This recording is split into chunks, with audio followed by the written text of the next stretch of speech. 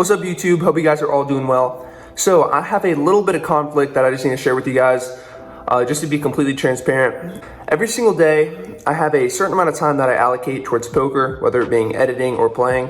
And recently, like the past 2 or 3 weeks, I've been doing a lot more playing, which has resulted in around 8 vlogs, or give or take, that I filmed but have not been edited. Before this video, I tried to edit them, but I noticed that it was extremely difficult due to just like completely forgetting players' tendencies, and then some of the notes weren't descriptive enough to provide like a good vlog. So just want to let you guys know that there's a few sessions that I played that will not be edited by the time you see this one, but just want to be transparent.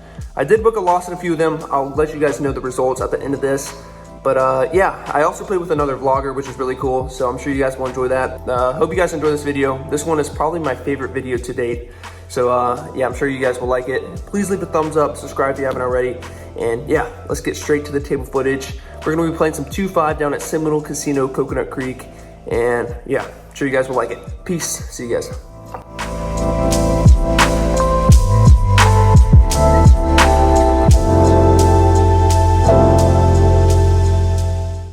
Today we're going to be buying in the game for $750. I only brought $1,500 with me, so I want to have at least 2 buy-ins to play with. Regardless, we sit down and see 5 other players at the table. The first hand within the first orbit is pocket queens in the hijack position. Action folds to me. I open up the action to $20 and both the blinds call.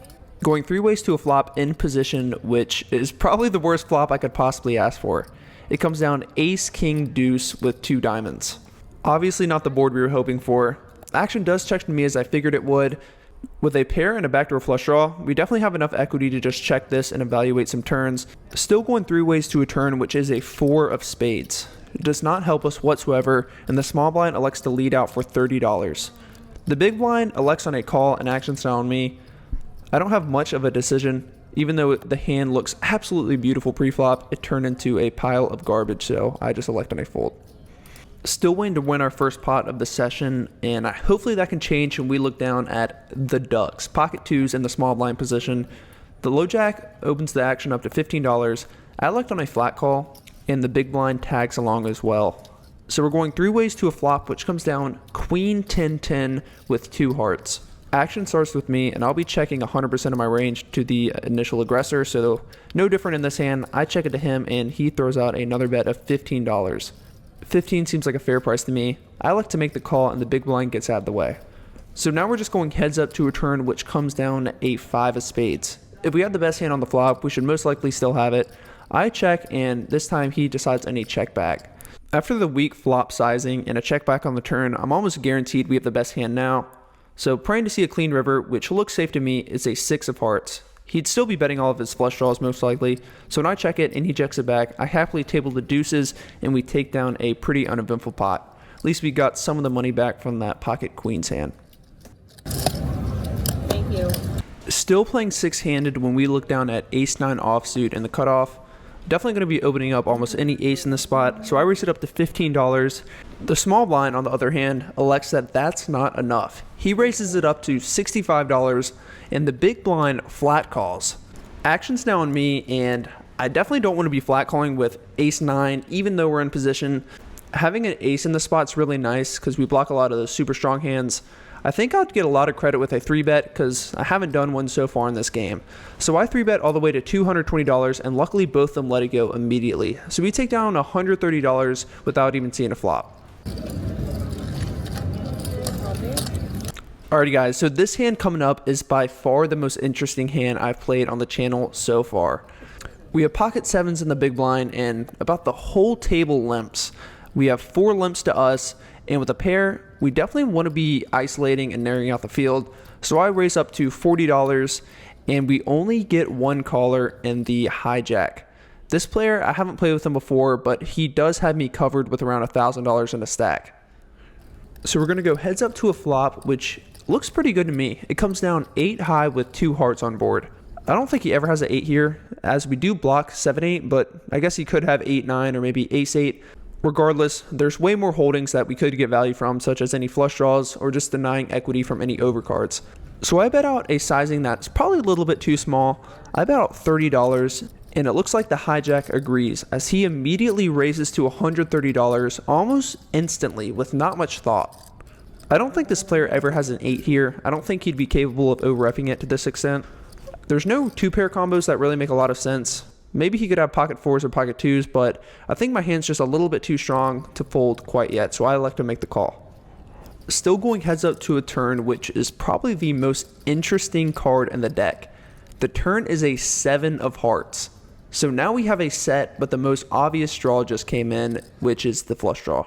I think it is fine to lead a small percentage of the time, but this time I looked in a check just to see what he'd do, and he is not done betting, but he sizes down dramatically. The hijack only elects to bet around a 1/6 of the pot. He only bets $65 and actions now on me.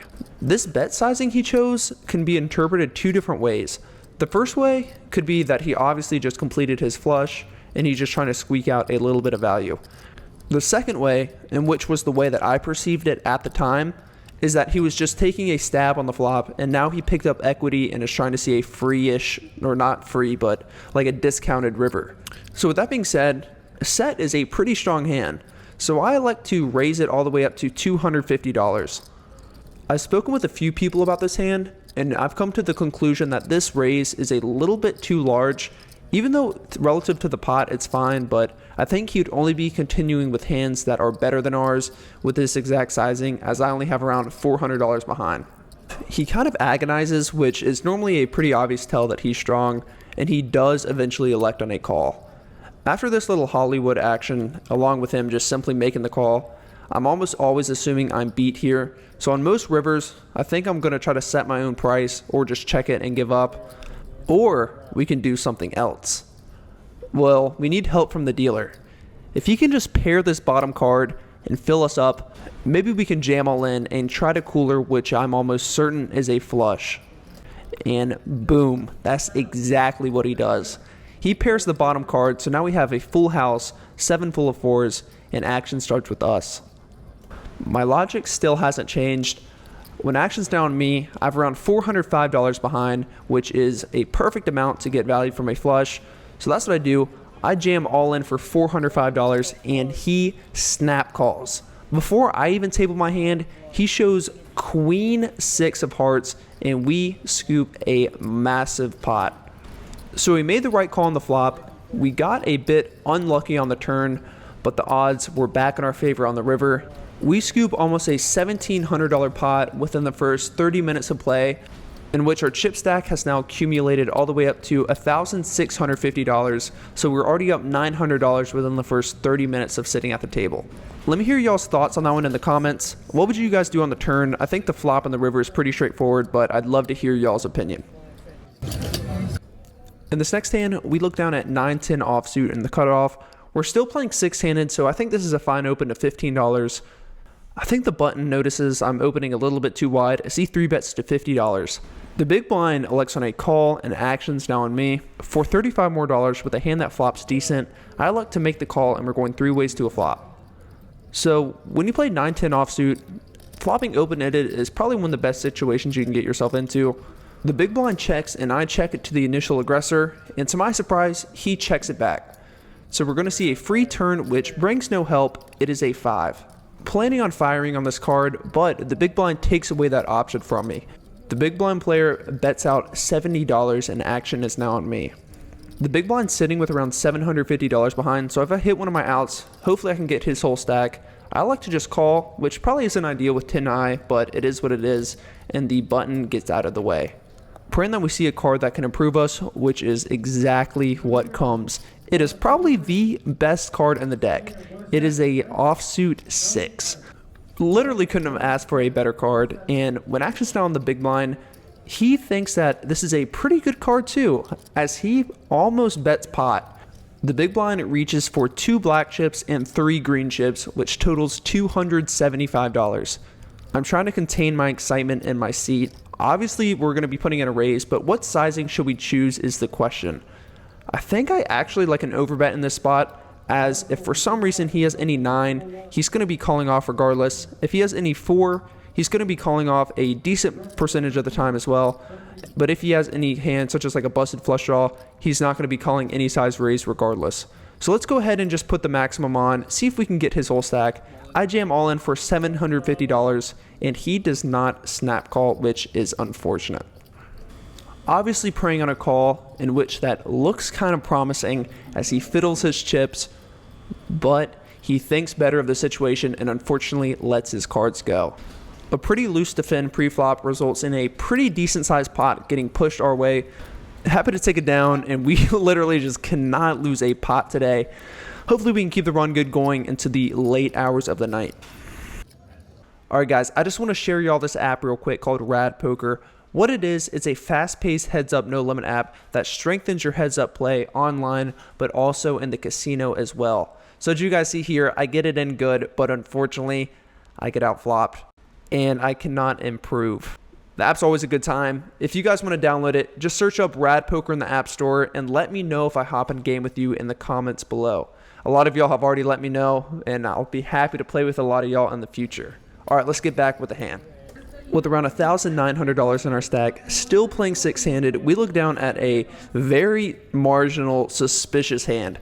8-4 of diamonds, and before y'all say anything, Upswing Poker approves of this open. Playing six-handed, 8-4 suited is a perfect open on the button. So let's have some fun, let's gamble, and let's see what happens. The small blind calls and the big blind gets out of the way, so we get to play this hand in position, which the flop looks pretty safe to me. Comes down Jack 8-7 with 1 diamond. So a pretty weird, miserable hand pre-flop actually turned into something that has some value. So when action checks to me, I'll be betting out to deny equity from any overs, and if he has a jack, maybe we can hit a backdoor flush. Who knows? So I bet out $15, and the small blind elects to put in that raise. Not a big raise, however. He only sizes up to $40, which seems like a pretty fair price to me. Even if he has a jack, like mentioned before, there's a lot of cards that can approve us, so I like to make the call, and we're going to see a turn. The turn looks pretty good to me. The turn is a 10 of diamonds. With that being said, now if he has any jack, he's going to be put in a pretty miserable spot with a bet, as any 9 is now a straight. And plus, even if he does have a 9, maybe we can hit our backdoor flush and potentially get a pretty massive pot. So when he checks it to me, I'm feeling even more confident he does not have a 9. No need to size too large, as we do have a good amount of equity, so I just bet out $60, and luckily we don't have any conflict as he just lets his cards go pretty quickly. Thank you, brother. Much appreciated. With around $2,100 in our stack, we look down at 7-8 of diamonds. The +1 player opens up the action to $40, which is a pretty large sizing preflop. The cutoff elects on a call, and getting a decent price with a hand that flops pretty well. I'm going to go into this flop with some caution, as the preflop sizing has not been done at all night, but again, like mentioned prior, the hand does flop pretty well. So I make the call and the blinds let it go. So going 3 ways to a flop in which we flop the nuts. The flop comes 5-6-9 with 2 spades.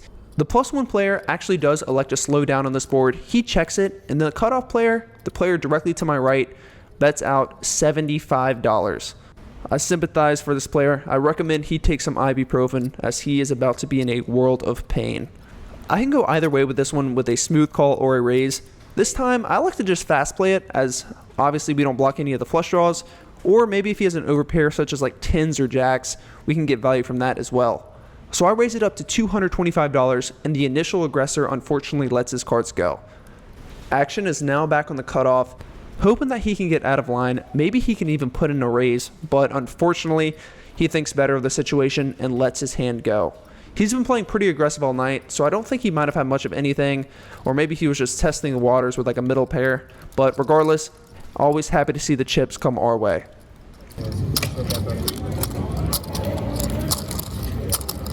In this next hand, sitting with $2,200 in our stack, we look down at King-Queen offsuit in the cutoff. We are now playing 7-handed, so another player is now at the table directly to my left. Under the gun opens up the action at $20. I happily make the call. I definitely normally 3-bet this, but just with the game flow in this specific situation, I just flat call, and the button and the small blind elect to tag along as well. So we're going 4 ways to a flop, which comes down queen high. Overall, a pretty good flop, as we have top pair with probably the best kicker. Ace queen should be re-raising this all day long, and we also have a backdoor king high flush draw.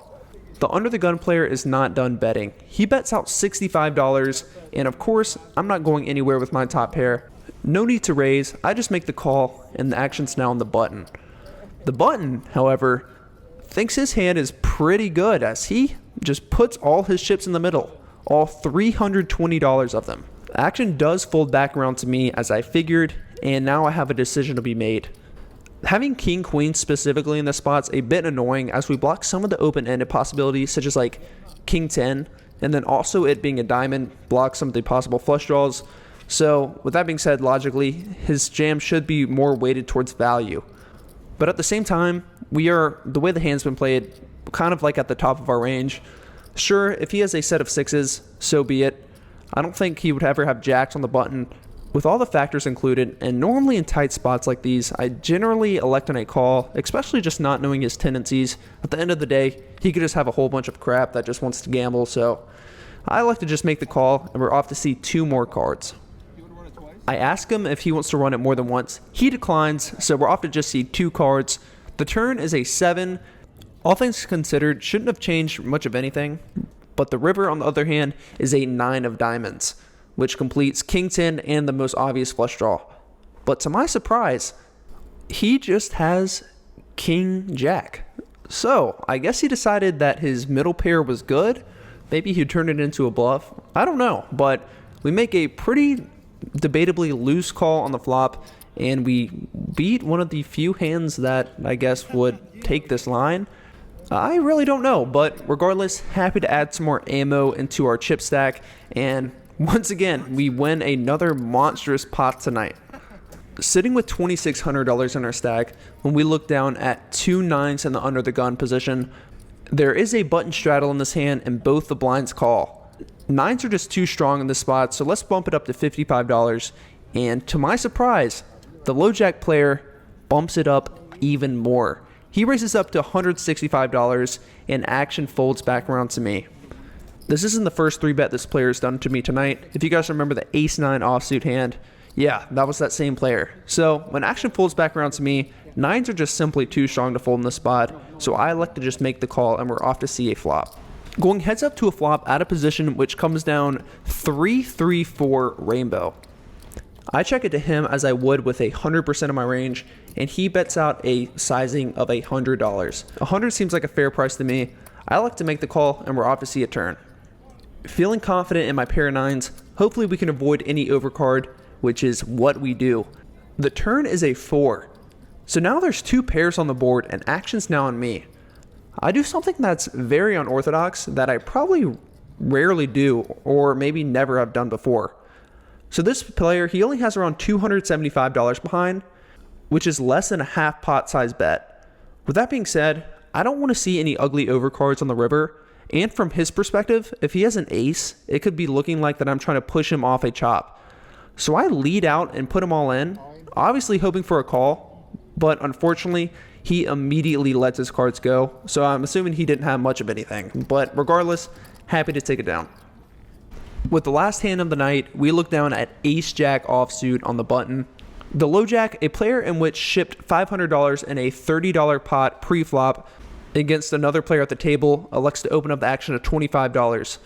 Action folds to me, and with ace-jack offsuit, I almost always will be 3-betting this, but with this specific type of player, I don't want to get pushed off my equity, so I just call, and the small blind calls as well. The big blind, on the other hand, bumps it up to $100. The low jack player elects in a flat call, and action's now on me once again. For $75 more, playing this hand in position seems like a decent idea to me. Sure, if an ace comes, we might be screwed, but I think I'll be able to navigate streets. I make the call, and the small blind makes the call as well. So going 4 ways to a pretty bloated pot, which comes ace high. The small blind checks it to the big blind, and he throws out a half pot size bet of $200. Luckily, the maniac low jack player gets out of the way, and action's now on me. Well, we didn't play ace-jack to fold on an ace-high board, so I make the call, and the small blind gets out of the way. Now going heads up to a turn, which comes a 4 of clubs. So the front door flush did come in, and this time he slows down with a check. Feeling way more confident about my ace-jack now, but now's the question whether I want to be checking or betting. There's merit to both, but I lean way more towards checking as I can't see a hand that we're beating that would call our bet. So I check it back, and we're off to see a river. The river pairs the bottom card. It's another 4. The big blind is not done checking. He checks to me once again, and now's the question whether I want to go for thin value. With the prior action, I can't think of too many hands that would call any size bet that I'd place. Plus, it'd be a disaster if I got check raised. So I just take my pair of aces to showdown, and luckily we do win as we're up against 8-9 suited. I don't think I could have gotten any value with that on the river, but regardless, happy to take it down.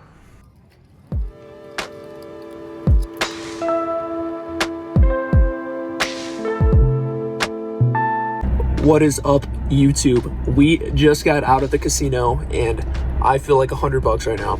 Actually, I take that back. I feel like $2,843 because that is the amount that we won tonight. Very interesting night. As you saw, we hit about, I don't think we lost a pot. Like, I literally don't know if we lost a pot. But if we did, it didn't matter. Yeah, definitely the most eventful hand was that pocket sevens hand. The flop was well, it was 8 high. We called a C-bet, a pretty large, no, we C-bet, we called a raise, a pretty large raise. The turn was the 7 of hearts. Most obvious draw did come in, but now we have a set. He bets minuscule. We raise for protection, but he calls. When he just smooth calls this, I think he always has a flush, but it doesn't matter because the river pairs the board and we fill up. So I don't know. I think I played that hand fine. Maybe don't raise as big on the turn just because only better calls.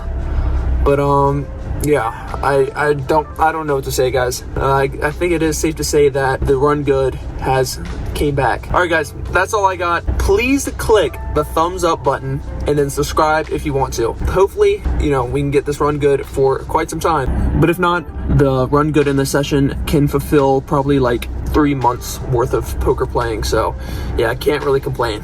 All right, guys, that's all I got. Appreciate all the support. I don't want to talk too long. And yeah, I'll see you guys in the next video. Peace.